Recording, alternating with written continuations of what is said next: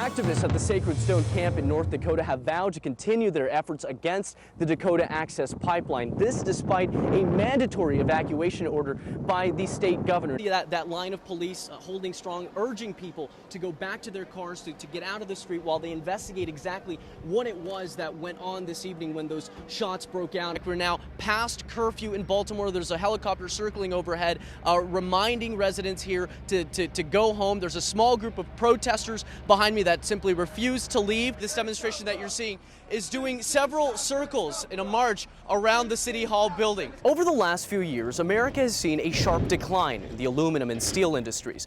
For states like Texas, West Virginia, and here in Ohio, that's meant layoffs and a downsizing of good-paying jobs. That speech by Secretary of State John Kerry, more than anything else, was to dispel any misconceptions that might still exist about the Iran nuclear deal. Will Donald Trump's message of better trade policies resonate with voters in a way that will get him the votes that he needs here in Ohio? Again, 18 electoral votes. What President Obama and President Ghani wanted to make very clear at today's press conference is that the U.S. combat operations in Afghanistan operated by the U.S. military are over. To talk about what made Katrina stand apart from the dozens of hurricanes and tropical storms that could potentially wreak havoc along the Atlantic seaboard and Gulf Coast every year is Chief Meteorologist Emeritus at WDSU, Dan Milham. Orbit will be like nothing that's ever been done before. As Dawn approaches Sirius, it'll slowly tilt, allowing the spacecraft to slow down.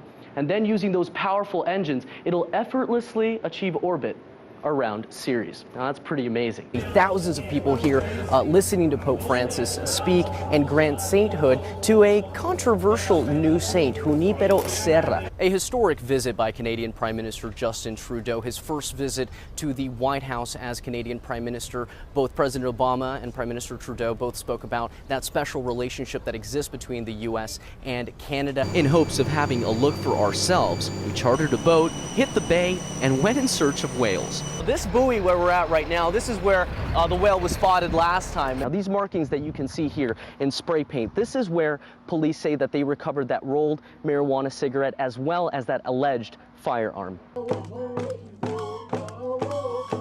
At the Red Warrior Camp, part of the Standing Rock Sioux Reservation in North Dakota, a celebration. More than 200 tribes from all across North America are marking an unprecedented gathering of First Nations people not seen in over 100 years.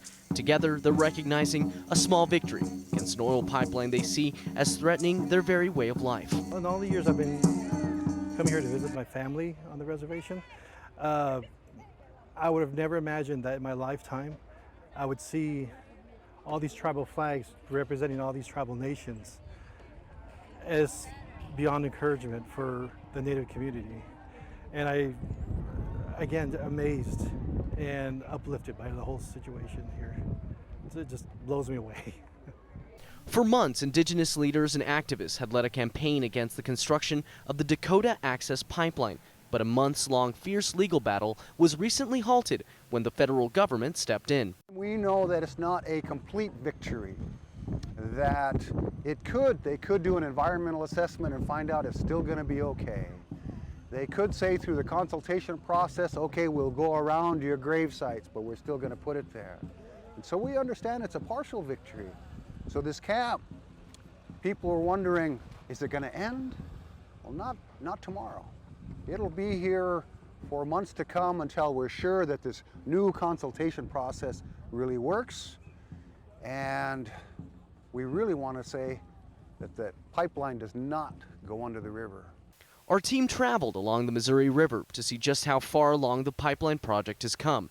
Where we are at the moment is a section of the Missouri River that happens to serve as a water source for the Standing Rock Sioux. Now, if you can see behind me, just past those power lines is the Dakota Access Pipeline. This exact spot is where that pipeline is planning to go underneath the Missouri River. Now, the government has asked the oil company to halt construction 20 miles east and 20 miles west from this exact location. Much of the controversy surrounding this pipeline also has to do with the historical and spiritual significance of this land, the land of Sitting Bull, and the grave sites of Sioux ancestors who fought and died protecting the land. Now, at this section of the construction project, you can see behind me some of these construction vehicles have been tagged with spray paint. Now, the Dakota Access LLC, that's the company responsible for the pipeline. They've said in the past that the pipeline could generate millions of dollars in tax revenue for the state of North Dakota and create thousands of jobs. Unfortunately, the company has denied our repeated requests at a comment for the story. For now, the pause in the project's construction and the newly opened channels of communication with tribal leaders are seen as an encouraging sign, perhaps of a new relationship, one that takes into account the needs of First Nations people ahead of this and future infrastructure projects all across America. Near Cannonball, North Dakota, Manuel Rapalo, RT. A huge police presence on the grounds of South Carolina's State House surrounded a controversial demonstration by the Ku Klux Klan. The protest, organized by a group called the Loyal White Knights of the KKK, was in direct response to a decision by the state assembly to remove a Confederate flag that once flew above the Capitol building. With the issue of removing the old Civil War remnant now a national debate, we decided to come to South Carolina to find out for ourselves why so many people are still so upset. Tensions rose quickly as members of the KKK and the National Socialist Movement, previously known as the American Nazi Party, took to the steps of the State House. The reason I'm out here today is standing up for the Confederate flag, get rid of all these so-called black races. Hey, they want to dig up the Confederate graveyard, we'll start smashing the black graveyards. We don't give a We're from Kentucky. That's what we do. We get down. We handle business. We don't come up here and talk. We go to the street and do our action. Look us up. Trinity White Knights, Ku Klux Klan. Our goal is to see this flag restored back on that Capitol right there, where it belongs, in every capital. And y'all Yankee mother sickers need to take your back north, and you need to take your back south. I want the world to realize that white people are becoming extinct, and this is genocide of the white race. Around 2,000 people were present for the demonstrations, with both sides of the argument facing off. At times, it seemed inevitable that violence would break out. State and law enforcement officials encouraged locals not to attend these protests, and businesses in the area were closed for the day, all of them calling for the state capitol to be a lonely place for any hate groups in attendance. Separate demonstrations on the Capitol grounds were organized by the groups Black Educators for Justice and also the new Black Panther Party. These demonstrations, however, had a much different message to send. It's not appropriate for the Klan to be anywhere. Really. We are never going to be in a society that gets past racism until white folks are standing with black folks to say enough is enough with this. The hate can't stop unity. Hate, it can't stop unity. Like this, I met him today. Yeah, that's my new friend. This how they leaving with the same people they came with. This my boy now. This how it's supposed to be. This what's supposed to happen. Exactly. The tense afternoon saw only a few scuffles break out and 5 resulting arrests, with no major injuries to report. The law enforcement here in Columbia remained concerned about the potential for violence and have enforced a month-long weapons ban around the Capitol grounds. No form of transportation on the planet is more scrutinized, investigated, checked, and double-checked like air travel. I mean, it's pretty safe. There's a 1 in 7 million chance of being involved in a crash. Those are some pretty good odds. But there is one aspect of commercial aviation that's never been the focus of a measurable study, at least until now: mental health among airline pilots. An international survey to explore depression and suicidal thoughts among commercial flight professionals suggests that hundreds of airline pilots and co-pilots suffer depressive symptoms, but don't always seek treatment out of fear that they might be grounded.